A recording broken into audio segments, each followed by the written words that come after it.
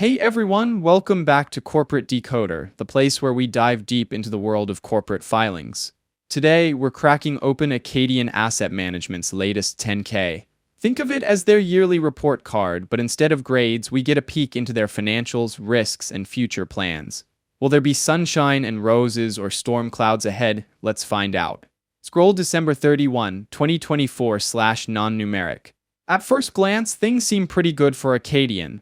They're a big player in the systematic investment world, which basically means they use computers and data to make investment decisions.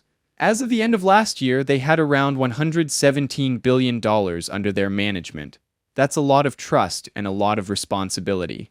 So what exactly is this 10K form anyway? Well, in simple terms, it's an annual report required by the Securities and Exchange Commission, or SEC, for publicly traded companies. It gives investors a deep dive into the company's performance and operations. Think of it as the company opening its books for everyone to see. Scroll December 31, 2024/non-numeric. Now let's get into the financials.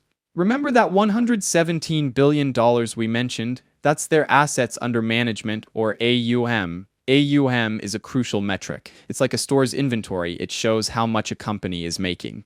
Higher AUM usually means more revenue. The report notes that this figure is up from around $103 billion the previous year. This increase is mainly driven by positive market conditions and also that they have managed to bring in more clients. There is another figure which everyone is curious about: the aggregate market value of its common shares. At the middle of 2024, that was over $615 million. While we do not have the figure at the end of the year, it's safe to assume it's even higher based on the increased assets being managed.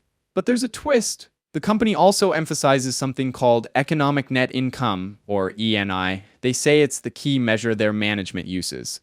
ENI is different from the standard net income figure you might be used to. It tries to strip out some of the accounting complexities to give a clearer picture of how the business is actually performing. Scrolling down, we can see this ENI actually comes to about $105 million. The management also provided a reconciliation between the standard net income and the ENI, so investors can actually see the underlying numbers of the differences between the two methodologies. Now let's turn to the risks. Every company has them, and Acadian is no exception. One key risk is their reliance on a limited number of investment strategies. 3 strategies account for a big chunk, around 45% of their assets. If these strategies stumble, it could hit their revenue hard. Another risk involves investments in non-US markets.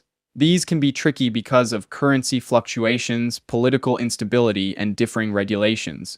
This could also reduce their revenue significantly. Like many firms, Acadian also depends on certain key people, and the report mentions that losing these key people could be detrimental to their performance. Then there's the ever-present risk of cyber attacks. These digital threats could compromise client data and disrupt their operations, leading to financial losses and reputational damage. With so much data being used to make computer-based investment decisions, it's important to keep that data safe. In a world of ever-evolving technology, it's important to know how the company is managing all these risks. According to the report, they use a risk management committee and do internal and external cyber threat analysis at least once a year, which seems to be the standard these days. The report also highlights the need for robust risk management. They need to have solid plans and systems in place to manage risks. If these techniques are ineffective, they may have material unanticipated losses. Speaking of innovation, that's another key aspect of Acadian's strategy. They're focused on developing and introducing new products and capabilities, but this comes with its own set of challenges and uncertainties. There's always the risk that these new initiatives might not pan out as expected. There's also a power dynamic with their major shareholders.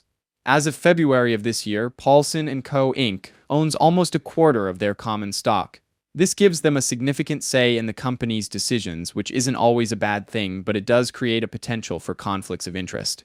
The report even mentions that without any action by Paulson, it's possible that this number increases as more shares are repurchased. All these risks aside, Acadian appears to have some tailwinds that could lead them to success. For instance, we can see from the financial statements that the fair market value of shares held by non-affiliates is $615 million. While this number is from the middle of last year, we already know that the AUM is much larger now, meaning it's a reasonable assumption that this number is also higher now. They also appear to be in a leading position in the field of the industry because of their experience and research. Their investment performance numbers also looked pretty solid, with the majority of their products beating their respective benchmarks. It's also worth noting that a major expense that the company has is compensation and benefits.